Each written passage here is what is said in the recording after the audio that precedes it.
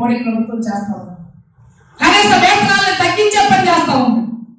పెరుగుతున్న ధరలకు అనుగుణంగా వేతనాలు పెంచేటటువంటి పని చేయడం లేదు. అందుకనే లేబర్ కోడ్ల రద్దు కోసం, ప్రైవేటీకరణ విధానాన్ని ఆపాలనే దానికోసం, ప్రజల సొమ్ముని కార్పొరేట్ సంస్థలకి అప్పనంగా కట్టబెట్టే దానికి వ్యతిరేకంగా మే 20వ తేదీన దేశవ్యాప్తంగా కార్మిక వర్గం అంతా పెద్ద ఎత్తున రోడ్ల మీదకి రాబోతా ఉన్నారు, సమ్మె చేయబోతా ఉన్నారు. ఆ సమ్మెలో ఆశా వర్గాలందరూ కూడా పాల్గొని జయప్రదం చేయాలని పిలుపునిస్తా ఉన్నారు. ఆశా వర్గాలను పర్మనెంట్ చేయాలి, కనీస వేతనాలు ఇవ్వాలి, ఉద్యోగ భద్రత కల్పించాలి. రాష్ట్ర ప్రభుత్వం ఒప్పందం చేసుకున్నటువంటి జీవోలు ఏవైతే ఉన్నాయో ఆ జీవోలన్నీ కూడా ఆశా వర్గాలకు ఇవ్వాలి. సెలవులు, క్యాన్వల్ లీవ్లు, మెటర్నిటీ లీవ్, మట్టి ఖర్చులకి 20,000 రూపాయలు, 60 ఏళ్ళ నుంచి 62 ఏళ్ళకి వయోపరిమితి పెంపు, ఇన్సూరెన్స్ స్కీము, వీటన్నిటిని కూడా ప్రభుత్వం అమలు చేసే పని చేయాలి. మేము అడుక్కోవడం ఈరోజు ఆశా వర్కర్లు ఈరోజు ఏఎన్ఎంతో పాటు సమానంగా పనిచేస్తా ఉన్నారు. ట్రైనింగ్ లేకపోయినా షుగర్ టెస్ట్ చేపిస్తున్నారు, యూరిన్ టెస్ట్ చేపిస్తున్నారు. ఆఖరికి కోవిడ్ టైంలో స్క్రీనింగ్ టెస్ట్ కూడా ఆశా వర్కర్లతో చేయించారు. కేవలం సర్టిఫికేట్ లేదనే తప్ప అన్ని రకాలైనటువంటి పనులు ఈరోజు ఆశా వర్కర్లు ఏ వర్గా చేయగలుగుతా ఉంది. అందుకని మేము ప్రభుత్వం అడుగుతా ఉన్నాం, ఆశా వర్కర్లందరికీ దశల వారీగా ట్రైనింగ్ ఇచ్చి వాళ్ళందరికీ కూడా ఏఎన్ఎం సర్టిఫికెట్లు ఇవ్వాలి.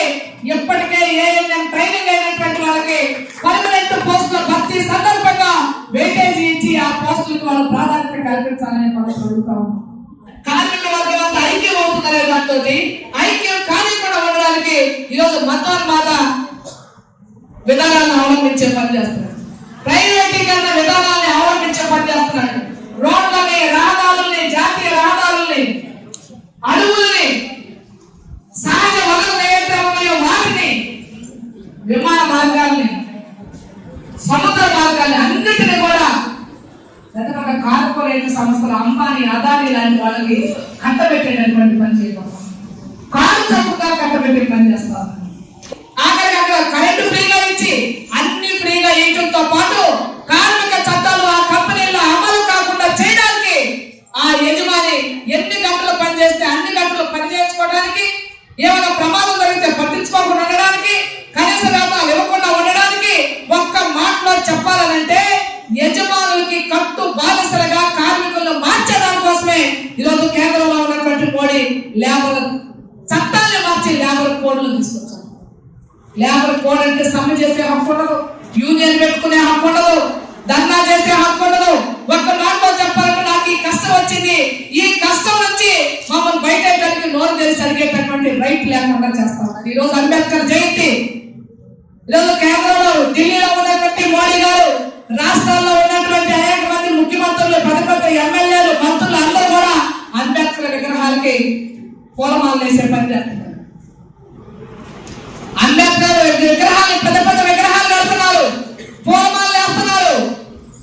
కానీ వారి ఆశయాలు, లౌకిక రాజ్యాంగం ఏదైతే ఉందో, భారత రాజ్యాంగం ఏదైతే ఉందో, ప్రజలందరికీ సమాన హక్కులు కల్పించేటటువంటి రాజ్యాంగం ఏదైతే ఉందో ఆ రాజ్యాంగాన్ని భూమిలో పాతి పెట్టేటటువంటి పని చేస్తాం. ఏం చెప్పాడు రాజ్యాంగంలో? అందరికీ సమాన హక్కులు. ఈ దేశానికి ప్రధానమంత్రిగా ఉన్నటువంటి ఇందిరాగాంధీ ఒక విషయం చెప్పింది. ఆమె భర్త చనిపోయిన తర్వాత గుడిలోకి వెళ్తుంటే పూజారి రానివ్వలేదంట. నీ భర్త చనిపోయాడు, నువ్వు ముండమోపివి, నువ్వు రావడానికి వీల్లేదని అటకాయించాడట.